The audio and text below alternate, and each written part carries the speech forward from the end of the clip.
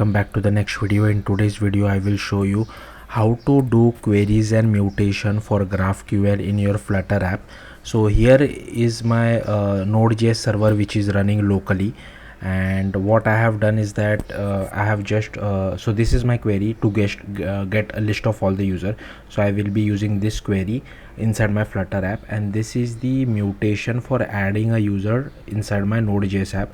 If you are curious how to do it via Node.js backend, I already have a video on my channel, so just showing you guys the output. So suppose if I try to add some user over here like Suraj, okay, and if I click on this mutation, you can see that this user was added. Unfortunately, the response which I am sending for this add user mutation is a list of all the users. I should have sent only one user, but I guess that's fine. And if I try to go to my query and if I try to query all the users, here you can see I'm getting the list of all users. So let's see how to do this in Flutter. So firstly, what you will have to do is, so first I'll show you the output as well. So here I have my Flutter app running, and I'll try to refresh it again.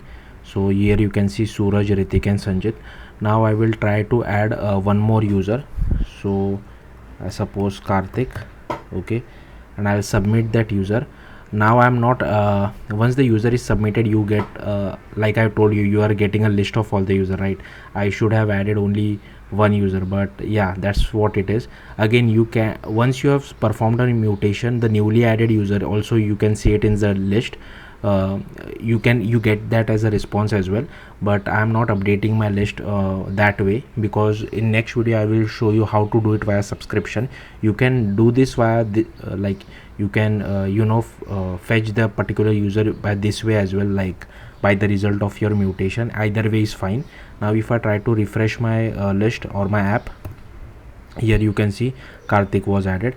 Now depends on you how you want to do it. I think it's better you get the result of your mutation and update your list. So anyways, that's fine, because just because I was returning a list of user from my mutation, that's why I didn't do that. But in next video I will also tell you how to do it via subscription as well. So let's get started. So first what you will have to do is, you will have to go to pubspec.yaml. You will have to add this GraphQL_Flutter library. Once this is added, you will have to open your terminal, cd to iOS and do pod install as well. Next you will have to go to info.plist, and you will have to also add this. I have added this because my Node.js app is running locally, if and it is on HTTP. If your Node.js or any kind of a backend is on cloud, you don't need this. Also for Android, I had to use app, sorry, you will have to go to app src main android manifest.xml. so here you will have to add this internet permission, as well as you will have to use clear text traffic as well. Next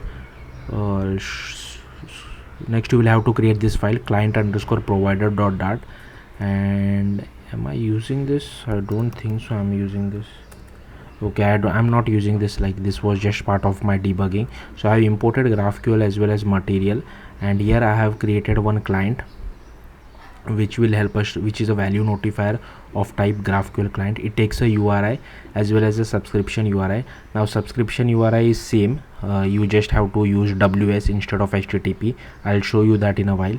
And here I am using HTTP link, then I'm using auth link as well. So suppose if you have a bearer token inside your API or GraphQL APIs, you can insert your bearer token over here, but my APIs does not have it, so I have kept it as blank. Next I have created a WebSocket link as well, where I am passing this subscription URI. So subscriptions are basically WebSockets, and here I am concatenating the auth link with the HTTP link and WebSocket link. So I am creating one single link, and then I am passing it to our GraphQL client.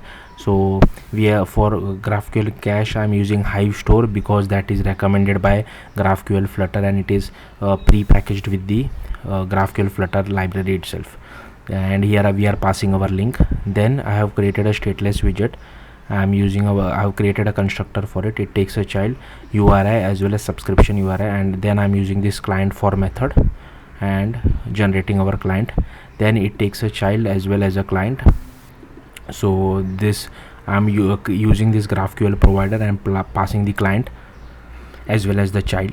Now if I go to main.dart, here you can see that I have wrapped our material app with client provider. So if you see the subscription URI, it is similar to our normal URI. Instead of HTTP, I am just using WS. Okay, next, this is our homepage widget. So I have refactored my homepage widget. So the text editing controller is for our text field, which you can see over here, so that whatever the user has typed inside the text field, I can easily get it. And then this list is for displaying the list of user inside our list view.builder. Next, this is the our mutation query, right? So I have literally copy pasted whatever you see over here. So this is our mutation query, right? So I have just copy pasted this and pasted it over here, but instead of dollar, if you see, instead of dollar over here in Flutter, you also have to escape it with a backslash, because we are it is treating as a string, right? Because we are using like three double quotes, so for multi-line strings, that's why we have to also use this backslash for dollar. And it takes an add user input, and if you see, the add user input takes name, likes, movies, is email and money. I have kept all these things as hard coded for now. Even in my code, I'm only passing the name from our text field. Okay, and for getting all the users, we get users ID and name. I'm not using the ID, I'm just using the name, but if you want to use, you can use that as well. Here I'm disposing our controller. Now here is our text field.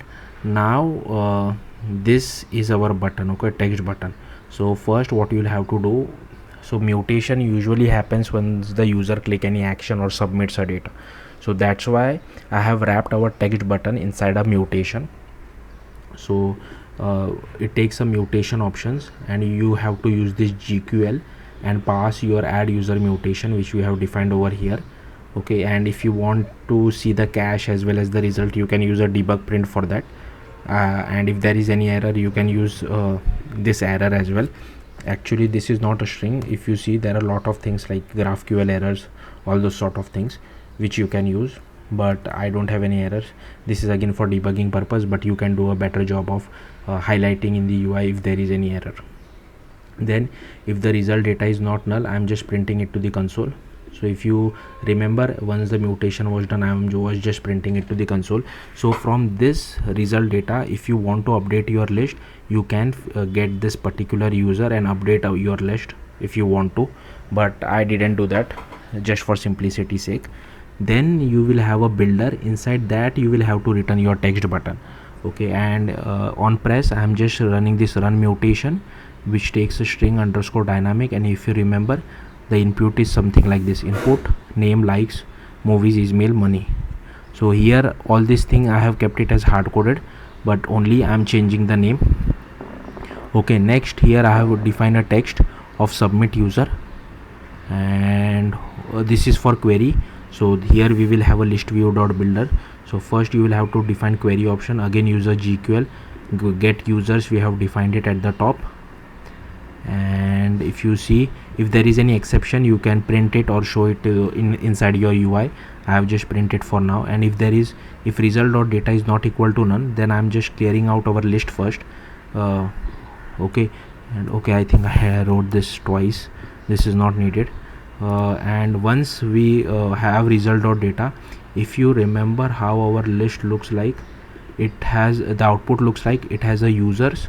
So from that, I'm fetching the users part first, and it is a list, right? So I'm doing queries dot length. You don't need this as well, but just for this type intelligence, I'm doing this. Okay, and then I'm adding each and every user. So if you see, it has a name property, so I'm fetching the name property from each from every time inside the loop and adding it to our list. You don't have to do set state, that is the important part. This query hook will automatically manage it for us, sorry, the query widget. And if there is any loading, if you want to show progress bar, you can show it over here as well. Then I'm using expanded widget, then I'm using list view.builder. This is for the item count. I'm showing the reverse, I'm showing it in reverse, but again, depends on you if you don't want to show it in reverse. And inside list title, I'm just displaying our items. Also, one more thing which I forgot, at the top you will have to initialize Hive for Flutter as well, because that is used as a database. So yeah, that's it. Thank you for watching. Bye.